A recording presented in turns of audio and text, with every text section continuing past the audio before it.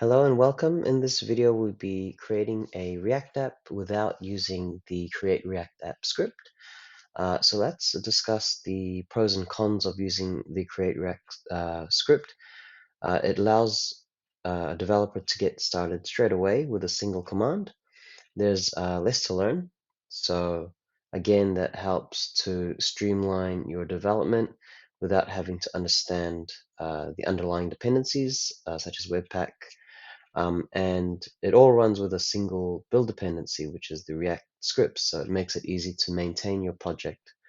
Moving on to the cons, it's difficult, adding your own custom build configurations because you're using a sort of bootstrapped version of that with Create React App.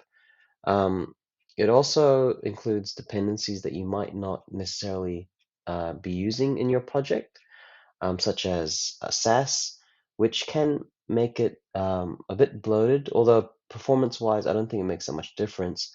But there are extra dependencies that are included that you might not necessarily be using in your project. And it also abstracts everything, so it removes the need to understand what's actually happening under the hood, which is good when you want to sort of get started straight away.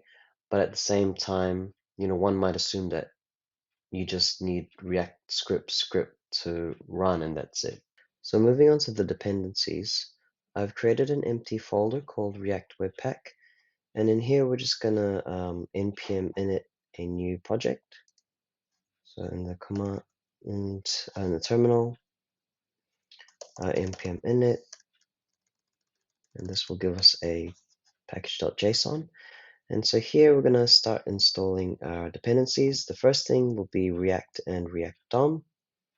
So let's go ahead and install that. Now I'll leave all the dependencies in the description below, and I'll also link the repository so you can find all the details there.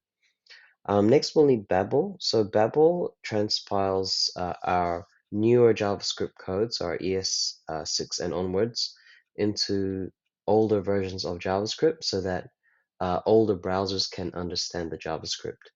It also transpiles our JSX in using presets that we include in our Webpack config. So let's install that. Now you can also find this on their website. You can find the dependencies there as well.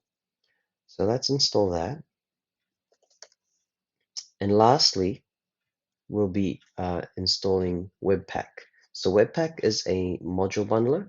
It basically bundles all our JavaScript code into a single file, which is then imported into our application.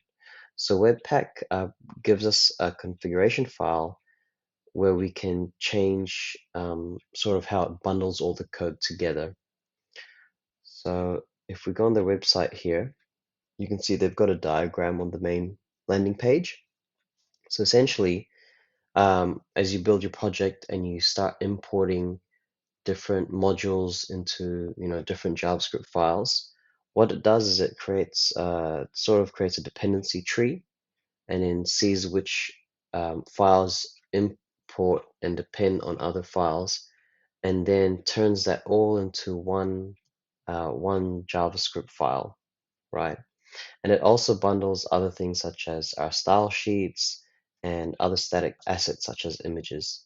So let's go ahead and install Webpack. And the last thing we'll need to install our what is called loaders. So loaders we include in our Webpack configuration, and it lets Webpack pre-process files and other static resources such as our HTML file, our style sheets, and our images, as I mentioned earlier. So we'll be installing this HTML Webpack plugin, which is for pre-processing HTML, and then our style loader and our CSS loader. And I'll show you how to include these into our configuration file. So let's install that, and then let's go ahead and create our configuration file. So webpack.config config.js.